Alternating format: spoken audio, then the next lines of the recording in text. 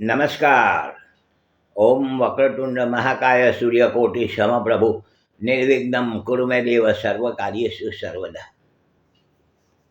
આયુષ્ય અને મરણના સંકેત એ વિષય ઉપર આપણે વાતો ચાલુ કરી છે.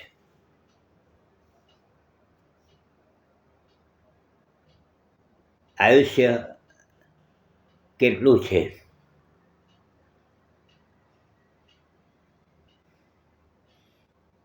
ક્યારે આવી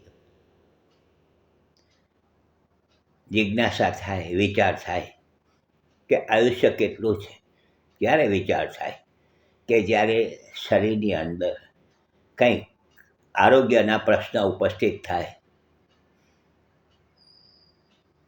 એવા સમયે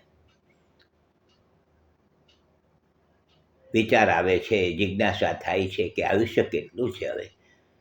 હવે આ આરોગ્ય સારમાંથી એટલે કે જે કંઈક આરોગ્યના પ્રશ્ન ઉપસ્થિત થયા છે, કદાચ આમાં ચાલ્યા તો ન જવાય ને.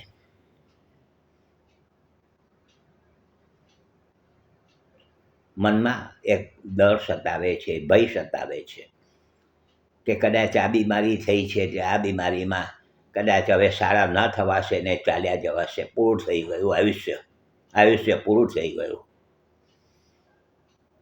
સ્વાભાવિક છે, ટેન્શન થાય, કંઈક એવા આરોગ્યના પ્રશ્ન ઉપસ્થિત થાય ત્યારે આ વિચારો આવતા જ હોય છે.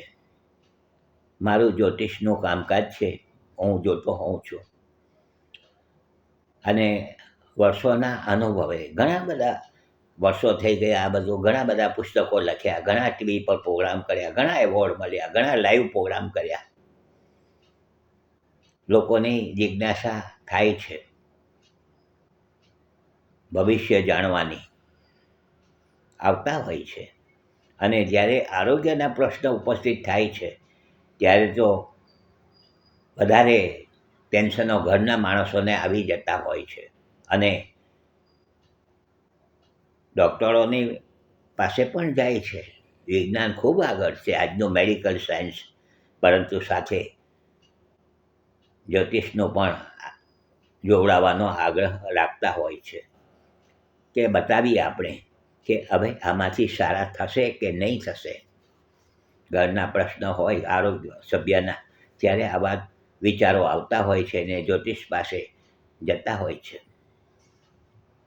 જ્યોતિષો ઉપાયો પણ બતાવતા હોય છે, પરંતુ કેટલીક વખત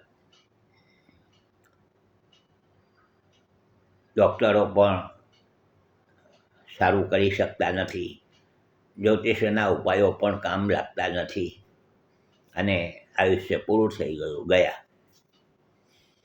પરંતુ જે સારા જ્યોતિષ છે, જાણકાર છે, શાસ્ત્રના જ્ઞાતા છે,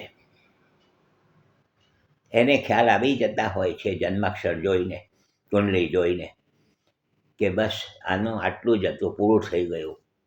વધુમાં વધુ આટલો સમય આ કાઢશે, આનું આરોગ્ય આટલું જ સારું નથી થવાનું, આ જ રીતે રહેશે અને આ જ રીતે જવાના છે. જોજો આ ક્યારે કે જ્યોતિષ સારા જાણકાર હોય, ઉપરવાળાની એના ઉપર કૃપા હોય. કૃપા વગર તો કંઈ થતું જ નથી. આપણા ભાગવતની અંદર કનૈયાની બાળલીલા, કનૈયાનો જન્મ થયો અને માતા યશોદાને જ્યારે ભગવાન શિવ સાધુનો વેશ બનીને કનૈયાના દર્શને આવે છે અને કનૈયાનું જુએ છે, ત્યારે યશોદા માતા પૂછે છે કે મારા આ લાલાનું આયુષ્ય તો સારું છે ને? ભગવાન મરક હસે છે અને કહે છે કે આ તો અંદર ને અંદર મનમાં કે આ તો બધાના આયુષ્ય લખવાવાળી વ્યક્તિ છે, આનું શું આયુષ્ય જોવાનું છે કે આને શું છે? આ તો બહુ બધી રાણીઓ એમની એટલી બધી થવાની છે.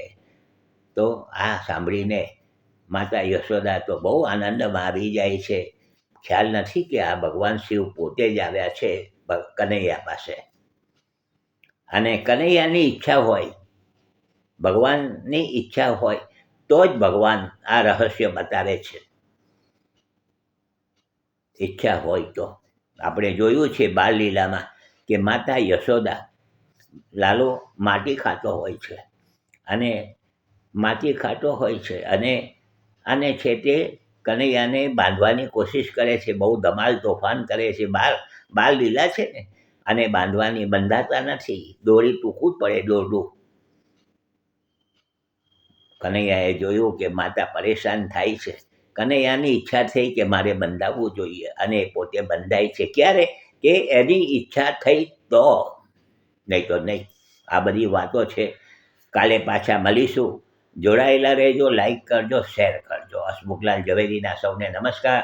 જય શ્રી કૃષ્ણ. ઓમ નમઃ શિવાય.